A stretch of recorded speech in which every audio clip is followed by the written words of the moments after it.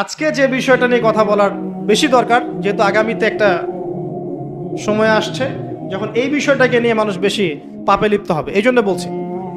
এটা হচ্ছে হারাম ভালোবাসা, আল্লাহ পাক বৈধ করেননি।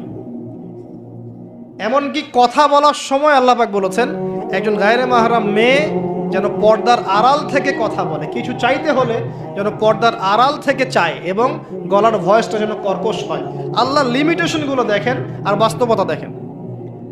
আল্লাহ পাকের লিমিটেশন হচ্ছে এরকম যে একজন মেয়ে যে আমার স্ত্রী নয় তার সাথে আপনি ফোনে কথা বলতে পারবেন না, প্রেমালাপ করতে পারবেন না, আপনি তার দিকে কামনার দৃষ্টিতে তাকাতে পারবেন না, আপনি তাকে স্পর্শ করতে পারবেন না, তার সাথে নির্জনে কোথাও সময় কাটাতে পারবেন না। আল্লাহর বাইন্ডিংসগুলো দেখেন। একজন নারীর সাথে ফোনে কথা বললেই কিন্তু সেক্সুয়াল সম্পর্ক হয় না, হয়। একজন গায়রে মাহরাম মেয়ের সাথে যদি আপনি বসে কফি খান তাহলে কিন্তু যৌন সম্পর্ক স্থাপিত হয়নি, এখন হয়। তারপরেও আল্লাহ রাব্বুল আলামিন বলছেন ওয়ালা তাকরাবু জিনা, এটার নাম আল্লাহ দিয়েছেন জিনা, আর বলছেন করো না এমনটা নয়, বরং ধার কাছেও যেও না। মানে একটা সীমারেখা দেয়া আছে, একটা মাঠ, এর চারপাশে একটা বাউন্ডারি দেয়া আছে, বাউন্ডারি পর্যন্ত। আল্লাহ বলছেন মাঠে ঢুকো না এমনটা বলছেন না, আল্লাহ বলছেন মাঠের বাউন্ডারির কাছেও যেও না। কথা বুঝতে পারছেন? ফল খেও না, না ওয়ালা তাকরাবা হাদিহি শাজারা, এই গাছটার কাছেও যেও না। মিলাতে পারছি, আমি বুঝতে পারছি? আদম এবং হাওয়া আলাইহিস সালাম এই গাছের ফল খেও না এমন কথা ছিল না, কথা ছিল এই গাছের কাছেও যেও না। একই কথা আল্লাহ বলছেন জেনা করো না নয়, ওয়ালা তাকরাবু জিনা, জেনার কাছেও যেও না। এখন এটা হচ্ছে আল্লাহর নিষেধাজ্ঞার একটা বাইন্ডিংস, লস, একটা একটা পিলার, একটা বাউন্ডারি। আর আপনি বাস্তবতা দেখবেন ভিন্ন, যে গায়রে মাহরাম ছেলে মেয়ে এরা অ্যাডাল্ট, এদের যৌন চাহিদা আছে, সেক্সুয়াল চাহিদা আছে, একে অপরের সাথে কোনো মাহরামের সম্পর্ক নাই। এরা পড়াশোনার নামেই হোক, চাকরি বাকরির নামেই হোক, ভ্যালেন্টাইন্সের নামেই হোক, যে কোনো নামেই হোক, এরা একে অপরের সাথে মিলেমিশে একাকার। এরা কথা বলছে, কথা বলার পরে আরো কাছে যাচ্ছে, ভালোবাসার প্রণয় বিনিময় করছে, এক পর্যায়ে কফি খাচ্ছে, ডেটিংয়ে যাচ্ছে, ঘুরছে ফিরছে, এই করতে করতে করতে এক পর্যায়ে তারা হারাম জেনায়ও লিপ্ত হয়ে গেল, বিছানায় চলে গেল। এই সম্পর্কের পর দেখা যায় সম্পর্ক ব্রেকআপ, শেষ। এবং এই ঘটনাগুলোর নাম দিচ্ছি আমরা কাছে আসার গল্প। কার কাছে? যার কাছে আল্লাহ যেতেও নিষেধ করেছে, বলে তাকরাবু জিনা। আর আমরা বলছি না, কাছে আসারই গল্প। কাছে আসার গল্প হতে পারে মায়ের সাথে, মায়ের কাছে আসার গল্প হতে পারে, স্ত্রীর কাছে আসার গল্প হতে পারে, আমার সন্তানের কাছে আসার গল্প হতে পারে, দেশের কাছে আসার গল্প হতে পারে। কিন্তু হারাম জেনার কাছে আসার কোনো গল্প হতে পারে না। কি হতে পারে? জাহান্নামের উপন্যাস হতে পারে। কি হতে পারে? জাহান্নামের আমল নামার একটা উপন্যাস হতে পারে। উপন্যাস বোঝেন না? আল্লাহ পাক এই যে কিয়ামতের মাঠে আমল নামা ছুঁড়ে দিবেন, ছুঁড়ে দিয়ে আমল নামায় ঘুরতে থাকবে, কারো ডান হাতে কারো বাম হাতে। যার হাতে আমল নামা আসুক না কেন, যে হাতে আসুক না কেন, আল্লাহ পাক সবাইকে একটা কথা বলবেন, ইকরা কিতাবাক, তুমি তোমার কিতাব পড়ো, কাফা বিনাফসিকা আল-ইয়াওমা আলাইকা হাসিবা, আজকে তুমি তোমার হিসাব নেওয়ার জন্য যথেষ্ট। আমরা সবাই একটা করে উপন্যাস লিখছি, আমরা সবাই একটা করে উপন্যাস লিখছি আমলনামার, আমাদের কাজের মধ্য দিয়ে। আর এর চেয়ে ভয়ঙ্কর বিষয়টা হচ্ছে এই উপন্যাসটা আপনাকে পড়তে বলা হবে সবার সামনে। আমার কথা বলে বোঝা যায় না? আমরা একটা গল্প লিখছি আমলনামায়, উপন্যাস লিখছি, যার একটা মোমেন্ট বাদ যাচ্ছে না। এই যে এখন আমরা বসে আছি, এটা আপনার উপন্যাসে উঠে গেছে, আমলনামে উঠে গেছে। মাফ করবেন যদি কালকে আবার দেখেন যে আমলনামাকে উপন্যাস বলে যা ব্যাখ্যা করলাম তোহা, এবার এই শব্দ দিয়ে আবার তুলকালাম করে ফেলেন না। এটা বুঝানোর জন্য বলেছি, যুব সমাজ উপন্যাস বোঝে, এই জন্য বলেছি। যুবকরা উপন্যাস বোঝেন না? আপনারা বিভিন্ন উপন্যাস পড়েছেন, যারা জেনারেল লাইনে পড়েছেন অনেক উপন্যাস পড়েছেন, এই জন্য বললাম বুঝানোর জন্যে। আমলনামা কখনো উপন্যাস নয়, যে আপনি আর আমি একটা উপন্যাস লিখছি, নিজের গল্প নিজেই লিখছি, নিজের কাজের মধ্য দিয়ে নিজের উপন্যাস নিজেই লিখছি, এবং এটার মধ্যে সবচেয়ে ভয়ঙ্কর কথা হচ্ছে এইটা সবার সামনে আমাকে পড়ে শোনাতে হবে। আমরা কি পারবো? এই জেনা, এই মাদক, এই পর্নোগ্রাফি, হারাম, জুয়া, ক্যাসিনো, অন্যায়, অত্যাচার, বেনামাজি, দুর্নীতি, ঘুষ, সুদ, এইগুলোর সব কথা সবার সামনে পড়ে শোনাতে আমরা কি পারবো আদৌ? আমরা কি প্রস্তুত? পড়তে কিন্তু হবেই ভাই, সবাইকে পড়তে হবে। আলেম, জালেম, কাফের, মুশরিক, মুনাফিক সবাইকে পড়তে হবে। ইকরা কিতাবাক এক বচনে এসেছে, মানে এক একজন মানুষকে আল্লাহ পাক বলছেন যে তুমি তোমার বই পড়ো, তোমার কিতাব পড়ে শোনাও। কাফা বিনাফসিকা আল-ইয়াওমা আলাইকা হাসিবা, আজকে তুমি তোমার হিসাব নেওয়ার জন্য যথেষ্ট। আল্লাহ পাক আমাদেরকে কথার গভীরতা বোঝার তৌফিক দান। এই হারাম জিনিসগুলোর মধ্যে সবচেয়ে ডেঞ্জারাস এই ফ্রি মিক্সিং। ফ্রি মিক্সিং কি জিনিস? একজন বেগানা মেয়ে একজন বেগানা ছেলের সাথে মিক্স করবে। এখন আপনি কথাগুলো মনে হচ্ছে রূপকথার মতো মনে হবে, কারণ বাস্তবতার সাথে কোনো মিল নাই। বাস্তবতায় আপনি গিয়ে দেখবেন যে স্কুলে পড়ছে মাশাআল্লাহ গায়রে মাহরাম ছেলে মেয়ে, এবং নাম দিচ্ছে এরা friends, just only friends, friends only, বন্ধু, ক্লাসমেট। কিন্তু এর বয়স মাশাআল্লাহ 16, এর বয়স 20, বা এর বয়স 15, এর বয়স 18। উভয়ের যৌন চাহিদা হয়েছে বালেগ এবং বালেগা। এই বয়সে আসার আরো 5-6 বছর আগে সে বালেগা হয়ে গেছে, এবং তারা কিন্তু আলাদা আলাদা সেকশনে পড়ছে না। এমন যদি হতো মেয়েদের আলাদা স্কুল, মেয়ে টিচার, মেয়েরা পড়ছে, কোনো সমস্যা নেই, টোটালি বৈধ এবং সুন্দর, ভালো সিস্টেম। ছেলেদের আলাদা স্কুল কলেজ, ছেলেরা আলাদা পড়ছে, আলাদা, কোনো সমস্যা নেই। সমস্যা কোথায়? যখন এক ছাদের নিচে আমি সবাইকে বসিয়ে দিয়েছি এবং এরা একে অপরের সাথে মিক্স করছে।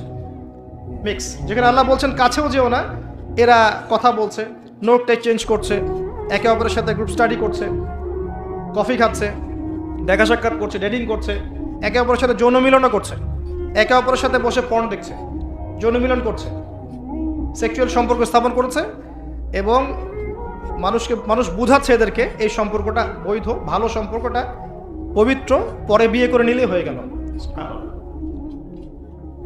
এই হচ্ছে এটা বাস্তবতা। বাস্তবতার সাথে ওয়ালা তাকরাবু জিনা আয়াতের কোনো মিল আছে? বাস্তবতা এক জায়গায়, কোরআন এক জায়গায়, এরপরে দাবি করছি আমরা মুসলিম। স্টিল আমরা দাবি করছি আমরা মুসলিম। এবং এই ফ্রি মিক্সিং এর ফলে শত শত যুবক যুবতীর ইজ্জত চলে গেছে। শত শত না, সংখ্যাটা সহস্র লক্ষ হবে, আরো বেশি হতে পারে, আল্লাহু আ'লাম। এগুলো তো প্রকাশ্য, গোপনে যে কত কি হচ্ছে আপনি তো জানেন না। যে সন্তান, যে মেয়েটাকে আপনি ছোট মনে করছেন, অলরেডি যে সে কতগুলো ছেলেকে এভাবে ছেলে বদল করতে করতে করতে করতে করতে করতে এই জায়গায় আসছে আপনি জানেনই না। যে ছেলেটাকে আপনি ছোট্ট মনে করছেন, এ যে কতগুলো গার্লফ্রেন্ড চেঞ্জ করতে করতে এই জায়গায় আসছে আপনি জানেন না। এবং এগুলোকে সে মনে করছে পবিত্র সম্পর্ক, কোনো সমস্যা নেই। কোনো কোনো ক্ষেত্রে দেখা যায় হিন্দু মুসলিম তারাও প্রেম করছে, বন্ধু বান্ধব, এবং তার কনসেপ্টটা হচ্ছে এমন যে সমস্যা নাই, পরে বিয়ে করে নিব, এটা চলছে। এবং এদেরকে আমরা উস্কে দিব এভাবে যে 14 ফেব্রুয়ারিতে তোমরা অবাধে মেলামেশা করতে পারো, কোনো সমস্যা নেই, বরং এটা হচ্ছে তোমাদের মত প্রকাশের স্বাধীনতা। এবং আমরা এটাও বুঝাবো ওদেরকে যে যারা এগুলোর বিরুদ্ধে বলবে তারা মৌলবাদী, তারা সমাজের উন্নতি, অগ্রগতি, প্রগতি চাচ্ছে না। তারা চাচ্ছে না তোমরা এগিয়ে যাও, বরং তারা তোমাদেরকে পিছিয়ে দিতে যাচ্ছে। কোথায় এগিয়ে নিচ্ছি আমরা এদেরকে? আমি জানি কোথায় নিচ্ছেন, এক্স্যাক্টলি বলতে পারবো কোথায় নিচ্ছেন। ইলাল নার, জাহান্নামের দিকে, জাহান্নামের দিকে এগিয়ে নিচ্ছেন, আর কোনো দিকে নয়। আসেন, এই মিক্সিংটা এখানে শেষ হলো না। এরপরে যখন সে কলেজ লাইফে গেল, সেখানেও দেখবেন সেম দৃশ্য, একই অবস্থা। দেখা যায় কলেজে মাঝে মাঝে আন্দোলন হয় না? আন্দোলনে দেখবেন যে ছেলে মেয়ে একসাথে, ছেলের কাঁধে মেয়ের কোলের মধ্যে ছেলে মাথা দিয়ে স্লোগান দিচ্ছে, মনে হচ্ছে যেন স্ত্রী। সুবহানাল্লাহ। হ্যাঁ, দেখবেন বিভিন্ন আন্দোলনের সময় দেখবেন কলেজ বিশ্ববিদ্যালয়গুলোতে, আমরা তো পড়েছি, আমরা তো বলতে পারবো, আন্দোলন হচ্ছে, বান্ধবী বসে আছে, বান্ধবীর কোলে মাথা দিয়ে বন্ধু, মনে হচ্ছে যেন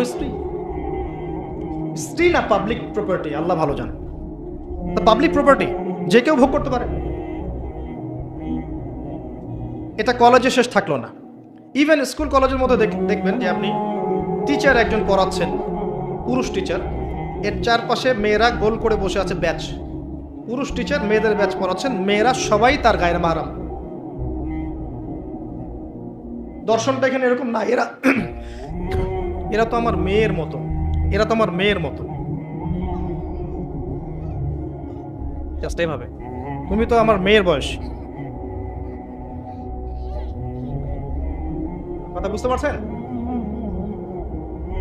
তুমি তো আমার মামনির মতো, আর ওই মেয়েকে বোঝানো হচ্ছে টিচার তোমার বাবার মতো।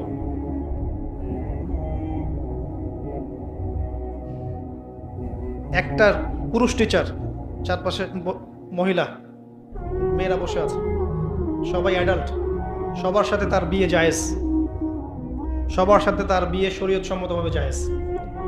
তারপরে একটা ফিলোসফি দর্শন ঢুকিয়ে দিয়ে তুমি তোমার মেয়ের মতো, অহরহ মেয়েদের ইজ্জত হারাচ্ছে, অহরহ। আপনারা সেকুলার পত্রিকাগুলো এবং মিডিয়াগুলো ঘাঁটতে থাকেন, দেখেন কি পরিমাণে ছাত্রীদেরকে টিজিংটা বেড়েছে, কি পরিমাণে বেড়েছে। এমন অনেক ছাত্রী আছে, আমি বিভিন্ন রাষ্ট্রের নিউজ দেখি, যে টিচাররা, একটা স্কুলের টিচাররা মিলে প্রাইমারি স্কুল থেকে শুরু করে হাই স্কুল পর্যন্ত অসংখ্য ছাত্রীকে রেপ করেছে, ভিডিও ধারণ করেছে, এখানে মহিলা টিচাররা ইনভলভ ছিলেন, এমন নিউজ এসেছে। এবং অ্যাসিড দিয়ে মুখ ঝলসে দেওয়ার ভয় দেখিয়ে কাজ করা হয়েছে দীর্ঘদিন ধরে, ভয়ে মেয়েরা কিছু বলতে পারে নাই। আবার সেদিন একটা রেপিস্টের ক্রাইম দেখলাম, র্যাব ধরেছে, র্যাবের অফিসার যিনি ব্রিফ করছেন তিনিও অবাক, যে আমরা অবাক হয়ে গেছি এর ঘটনা দেখে। সে রেপিস্ট কিন্তু মুসলিম না, ভাগ্যিস সে অন্য ধর্মের না, যদি মুসলিম হতো তাহলে এটা নিয়ে আবার প্রচারণা শুরু হয়ে যেত। আমি তার ধর্মের নাম বলবো না, আমি জানি তার ধর্ম এটা শিক্ষা দেয় না, যেভাবে ইসলাম এটা শিক্ষা দেয় না, অন্য ধর্ম এটা শিক্ষা দেয় না। সে কি করেছে, রেপ করার পরে মেয়ে যেন গর্ভবতী না হয়, সে সেভাবে তার শারীরিক একটা মানে মেডিকেল ট্রিটমেন্ট করিয়েছে। আমি জানি না, আসলে আমি এইসব বিষয়ে খুব একটা ভালো জানি না। এমন এমন এমন কিছু পদ্ধতি এখন নাকি বের হয়েছে যে যৌন সম্পর্ক স্থাপন করলেও কনসেপ্ট করবে না, ছেলে তার মধ্যে সেটা করিয়েছে, যাতে সে গণহারে রেপ করতে পারে, একটার পর একটা, একটার পর একটা, কেউ প্রেগনেন্ট না হয়। র্যাবের অফিসার ব্রিফ করছেন, দেখেন ভিডিও, ফ্রি মিক্সিং। যেখানে যাবেন, কলেজে আপনি যাবেন, আবার দেখবেন কখনো কখনো যে ছেলেদের ব্যাচ পড়াচ্ছে মহিলা টিচার, ছেলেদের ব্যাচ মহিলা টিচার। তুমি তো আমার ছেলের মতো, আর তাকে শেখানো হচ্ছে যে সে তো তার মায়ের মতো। আবার আমাদের ঢাকা শহর অত্যাধুনিক যে প্রতিষ্ঠানগুলো আছে, সেখানে গিয়ে দেখবেন যে ফর্মাল ড্রেসে মিস ক্লাস নিচ্ছে, formal dress, shirt pant tie. বিভিন্ন জায়গায় গিয়ে দেখবেন মহিলারা এভাবে শার্ট প্যান্ট গেঞ্জি জিন্স পরে ঘুরে বেড়াচ্ছে, শপিং মলসে, এয়ারপোর্টে, ওইখানে এইখানে সব জায়গায় চারপাশে। এটা তো ফ্রি মিক্সিং এর সাথে আরেকটা পাপ হলো কি, নবী সাল্লাল্লাহু আলাইহি ওয়াসাল্লাম বলেছিলেন যে শেষ জামানে এক শ্রেণীর মেয়ে বের হবে যারা কাপড় পরেও নগ্ন থাকবে। এরা সেই ক্যাটাগরি যাদের ব্যাপারে আল্লাহ রাসূল বলেছেন তারা জান্নাতে যাবেও না, জান্নাতের গন্ধ পাবে না। শুধু ফ্রি মিক্সিংটাই সমস্যা না, এবং এটা শুধু স্কুল এবং কলেজে সীমাবদ্ধ নেই, চাকরির ক্ষেত্রেও দেখবেন সেই অফিসের বসের হাতে অনেক মেয়ে নির্যাতিত হয়েছে, বেতন বেশি দেওয়ার কথা বলে, প্রমোশন দেওয়ার কথা বলে। আর মেয়েরা তো একটু অবলা জাতি হয়, একটু অবলা হয়, তাদের একটু মায়া মহব্বত বেশি থাকে, ইমোশনটা বেশি থাকে, তারা খুব বেশি কনভিন্স হয়ে যেতে পারে। ভালো স্বপ্ন দেখিয়ে, রঙিন রঙিন স্বপ্ন দেখিয়ে তাদের কত মানুষ ইজ্জত নষ্ট করে ফেলেছে আল্লাহ ভালো জানে। এরপরেও দেখবেন, এই সমস্যার পরেও দেখবেন তার উপরে আবার আছে পর্নোগ্রাফি। মানে মানুষ রাতের বেলা শুয়ে শুয়ে নগ্ন মুভিজ দেখছে আর দেখছে, দেখছে আর দেখছে। এটাকে উপরের লেভেল থেকে বন্ধ করার কোনো প্রয়াস নেওয়া হয়নি এখন পর্যন্ত। এমন অনেক কান্ট্রি আছে এই বিশ্বের মধ্যে যারা কিন্তু ইন্টারনেট সেকশনটাকে নিয়ন্ত্রণ করে। সব সাইট আমার দেশে চলতে পারবে না। ইভেন আমরা যে হারে ফেসবুক চালাই, চাইনিজরা কিন্তু এভাবে চালায় না, ওদের সামাজিক যোগাযোগ আলাদা মাধ্যম আছে। জানেন, সব জায়গায় একটা রেস্ট্রিক্টেড ব্যবস্থা আছে। পর্নোগ্রাফি যেগুলো দিয়ে ব্লু ফিল্মস দেখানো হয় সারা দেশের মানুষকে, একটা জাতির মানুষকে, এটা তো অ্যাটলিস্ট বন্ধ করা যেত। এটা বন্ধ করাটা তো নিঃসন্দেহে কোনো মৌলবাদী কাজ নয়, সন্ত্রাসী কাজ নয়, জঙ্গিবাদী কাজ নয়, তাই কি? এটা যখন আপনি দেখছেন সারাদিন ধরে, সারা রাত ধরে, এই ছেলেপেলেটা ম্যাক্সিমামই আসক্ত এগুলোতে। ইভেন এখন মেয়েরাও এগুলো দেখে। আপনি সেকুলার মিডিয়াগুলো রিপোর্টগুলো দেখেন, তারাই বলছে এগুলো। স্কুলে গিয়ে মেয়েদের ইন্টারভিউ নিচ্ছে, তোমরা কি এটা দেখো? মেয়েরা বলছে যে হ্যাঁ আমরাও দেখি, আমরা কথাবার্তা বলি যে নতুন একটা আইটেম আসছে, এটা দেখ, এভাবে তারা কথা বলছে ক্লাসের মধ্যে। তো যখন ছেলে মেয়েরা এগুলো অবাধে দেখবে, যুবক যুবতী কিশোর কিশোরীরা, এরপরে আবার ফ্রি মিক্সিং, তার উপরে আবার বেহায়াপনা, নগ্নতা, পোশাক আশাকের পর্দার বালাই নাই, তখন আপনি চিন্তা করেন সমাজটা কি হইতে পারে। আবার এগুলোকে আমরা দিবসের মধ্য দিয়ে উৎসাহিত করছি, কাছে আসার গল্প, আসো আরো জানা করো। কোথায় ইসলাম আর কোথায় কোরআন আর কোথায় সেই পর্দার, কোথায় কি? আর ওই যে দেখেন একটা মেয়ে মুস্কান, ও তার নেকাব খুলবে না, 200-300 কুকুরের সামনে বলছে আল্লাহু আকবার। তো জান্নাত আসলে কাদের জন্যে? এই